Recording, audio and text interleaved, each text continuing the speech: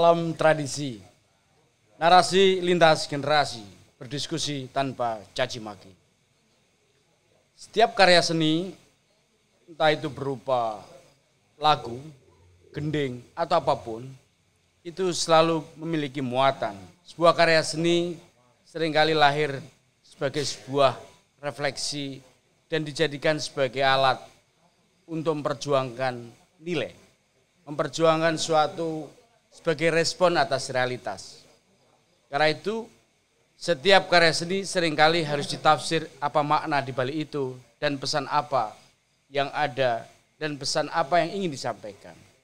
Fragmen tadi mengingatkan kepada kita bahwa dalam sistem politik otoriter seringkali cara memprotes, cara menyampaikan pendapat dijadikan sebagai cara yang itu tujuannya adalah memperbaiki keadaan. Kali ini kita akan mendiskusikan karya seni musik. Bagaimana di era demokrasi diartikulasikan, misi kebangsaan terartikulasikan melalui seni, melalui musik. Kita akan menghadirkan narasumber seorang tokoh yang selama ini begitu produktif membuat lagu yang spiritnya adalah perjuangan. Baik di zaman era Orde Baru pada saat itu maupun era demokrasi. John Tobing.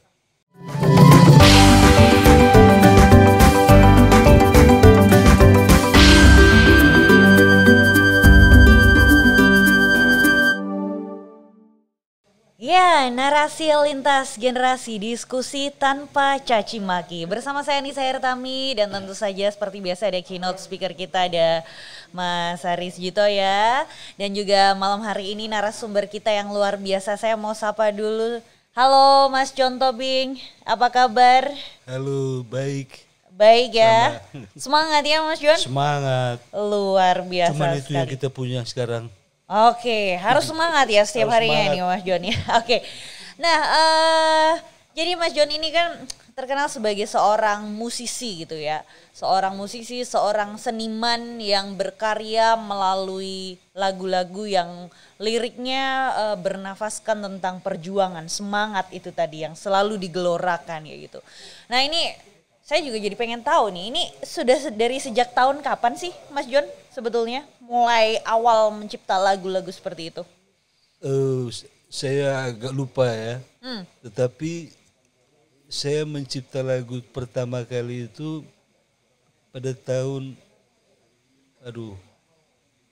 1977 mungkin. Oke. Dan itu saya memang bicara soal Tuhan, tetapi saya pertama kali saya bikin lagu itu adalah soal Tuhan yang manusia ini banyak sekali dosanya, kita ini banyak sekali dosanya. Oke. Nah itu, seperti itu sampai terus menerus saya membuat lagu itu pada tahun 88 pada saat saya aktif di gerakan lah kayak gitu. Oke. Jadi aktivis. Tahun berapa aktif di gerakan? 88. Oke, saya baru lahir. Saya baru lahir dan Mas John sudah aktif di gerakan. Nah, berbicara soal aktif di gerakan ini sebenarnya ada satu karya Mas John yang sangat fenomenal ya, yang judulnya adalah Darah Juang. Nah, kalau kemudian kita berbicara nih soal karya lagi, kembali ke karya selain Darah Juang ini kan Mas John ini sudah banyak menciptakan lagu ya. Ingat tidak dari tahun 77 atau mungkin kalau kita menggeser sedikit ya lagu-lagu yang bertema pergerakan, perjuangan kayak gitu kan berarti dari tahun 88 sampai sekarang sudah ada berapa lagu sih kira-kira Mas John?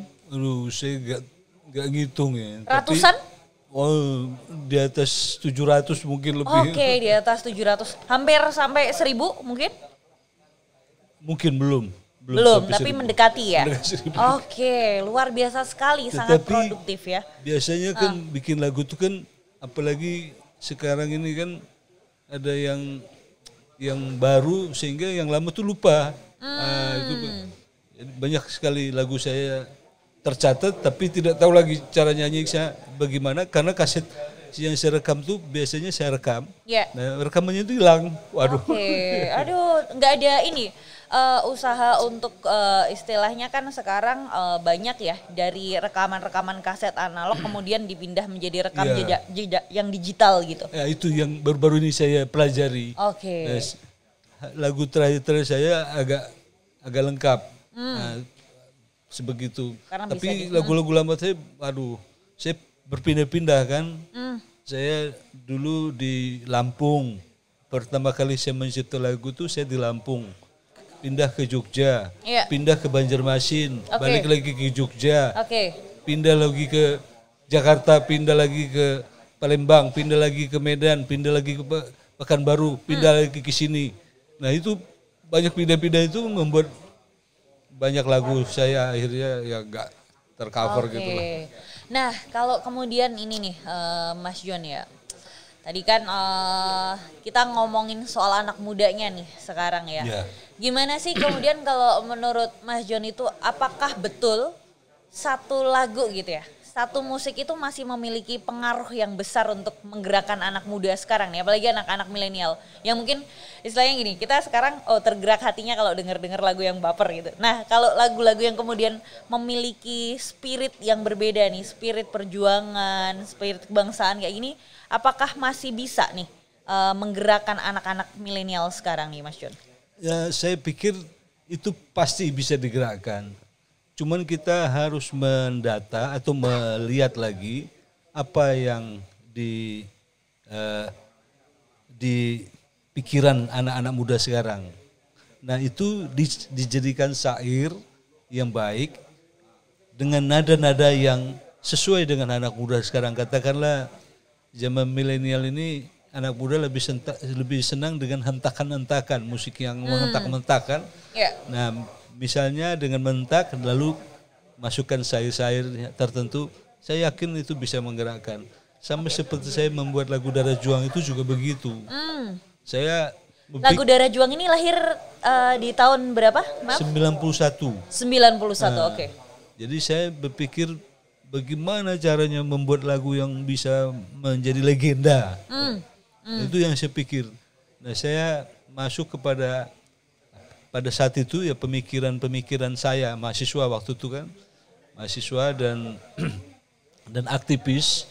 Nah ini gerakan-gerakan ritme yang mana yang bisa dipakai, mungkin ritme himne, himne lagunya. Nah himne lalu kemudian muatan-muatan mana yang dipikirkan oleh anak-anak muda pada saat itu.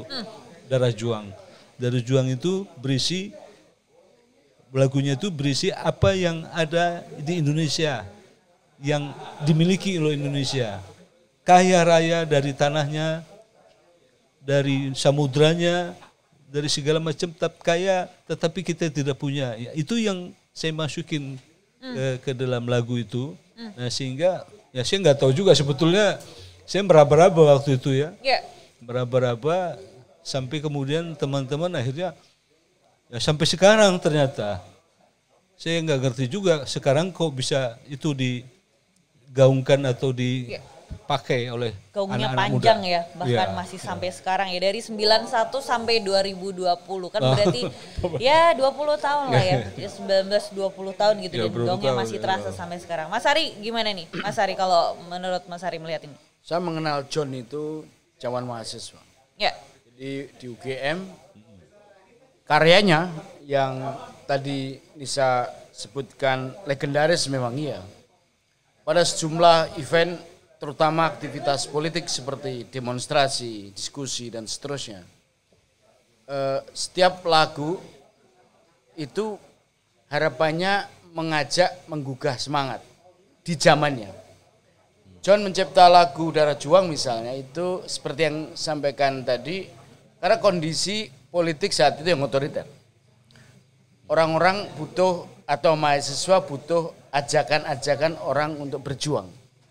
Saya kebetulan waktu itu jadi aktivis, jadi ketua Dema UGM, kemudian di Visipol juga gitu.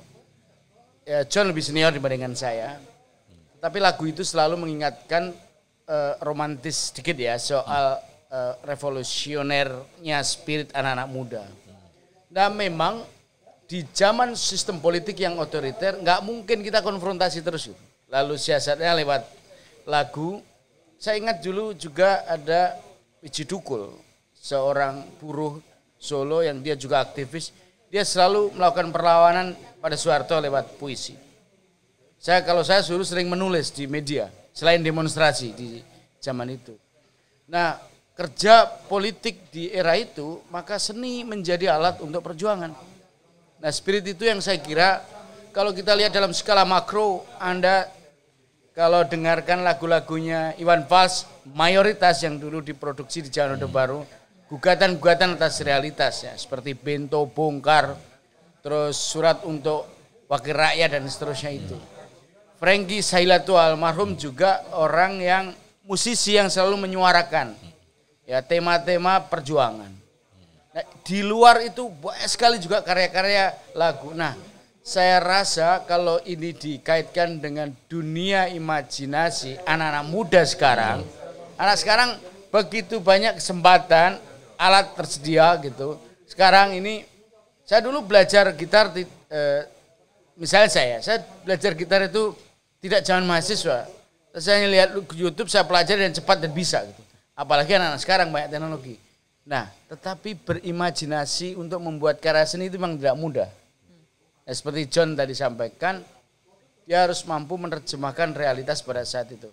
Nanti kita bisa gali lebih jauh apakah demokrasi yang membuka ruang kesempatan buat kita untuk bicara politik secara lebih terbuka, relevansi lagu di mana, dan dengan karya apa, spirit perjuangan itu mungkin bisa kita gelorakan. Oke, nanti sebelum saya ke Mas John tadi, Mas Ari sempat menyampaikan ya tadi bahwa seni bisa menjadi sebuah alat perlawanan. Nah, kalau sekarang menurut Mas Ari gimana? Posisi seni sebagai sebuah alat perlawanan, apa yang dilawan kalau sekarang? Sekarang ini tantangannya beda di zaman Orde Baru. Ketika demokrasi kerannya sudah dibuka, seni dipakai juga bagian dari kritik sosial. Soal kerusakan ekologi misalnya. Politik sekarang tidak otoriter. Nah, dibandingkan Orde Baru jauh. Ya, sekarang ada demokrasi, ada upaya-upaya untuk mendorong kemajuan. Kalaulah kita membuat lagu, ya memotivasi untuk berpartisipasi. Kritik atas kejenuhan ekologi. Dan ini yang paling penting buat kita. Sekarang muncul juga lagu-lagu yang mengkritisi atas praktek-praktek oligarki, kekerasan oleh milisi sipil. Daripada kita memproduksi narasi yang umpat-umpatan, lewat lagu kita mengingatkan sesuatu. Gitu. Nah, ini yang kukira tetap relevan. Di setiap zaman itu selalu melahirkan karya. Dan setiap karya itu selalu ada orang atau aktor kreatif. Ya, tentu saya katakan apa yang perlu dikritik sekarang gitu. Soal ekologi, ya penting juga kita bicara tentang melawan korupsi, ya, menciptakan kesejahteraan, ya, mendorong agar partisipasi berkuat dan seterusnya dan seterusnya. Saya yakin ini banyak sekali tema yang bisa diangkat dari sana. Oke. Kita kembali ke Mas John, toping lagi ya.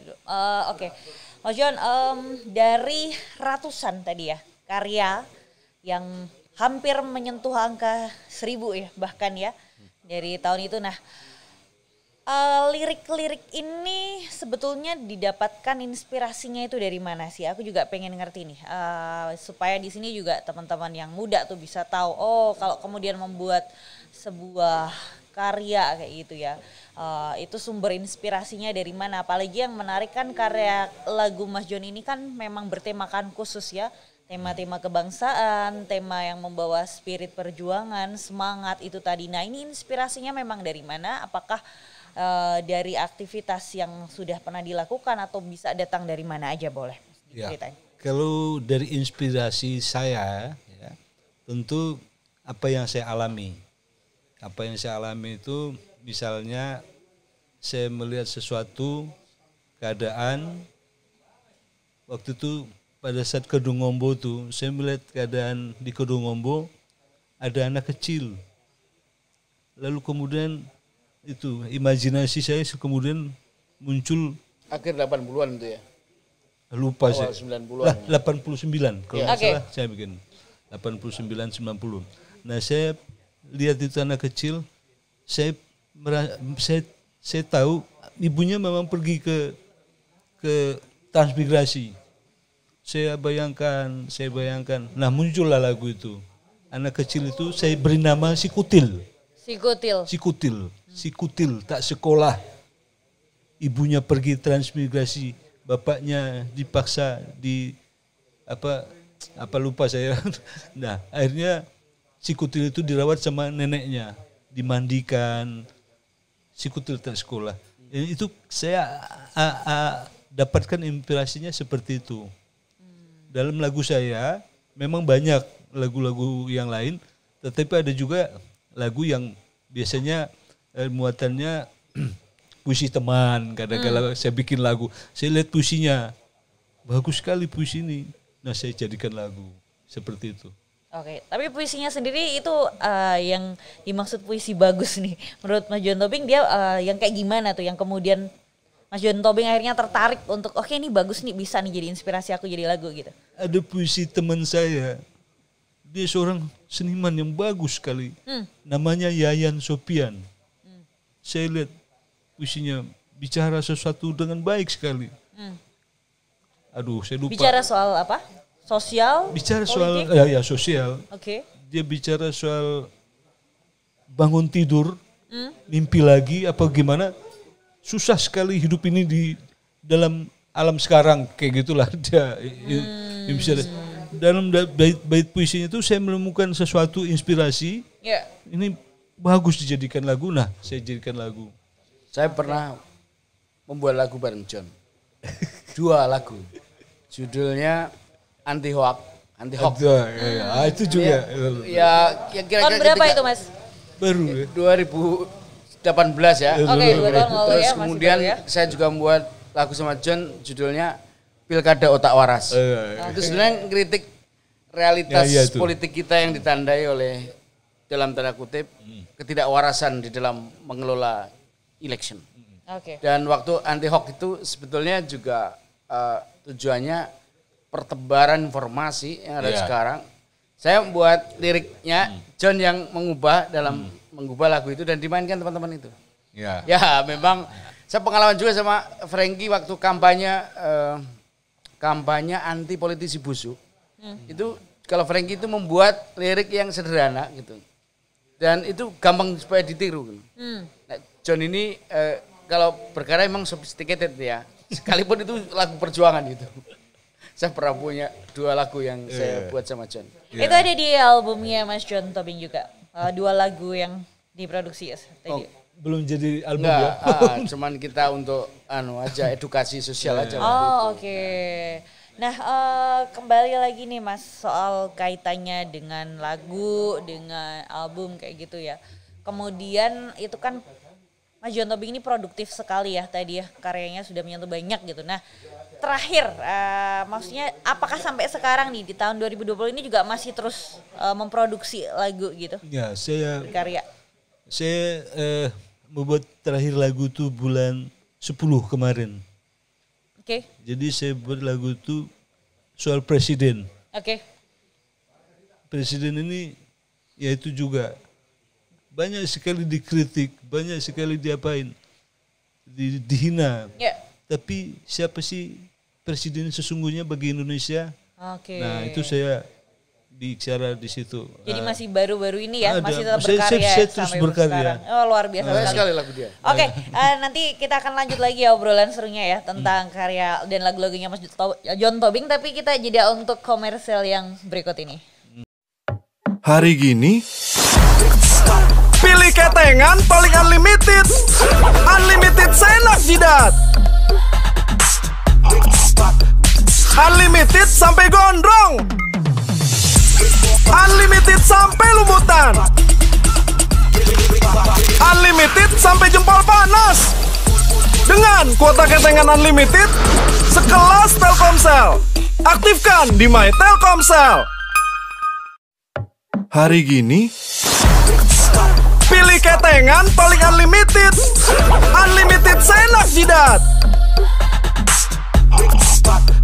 Unlimited sampai gondrong. Unlimited sampai lumutan. Unlimited sampai jempol panas. kuota ketengan unlimited sekelas Telkomsel. Aktifkan di My Telkomsel.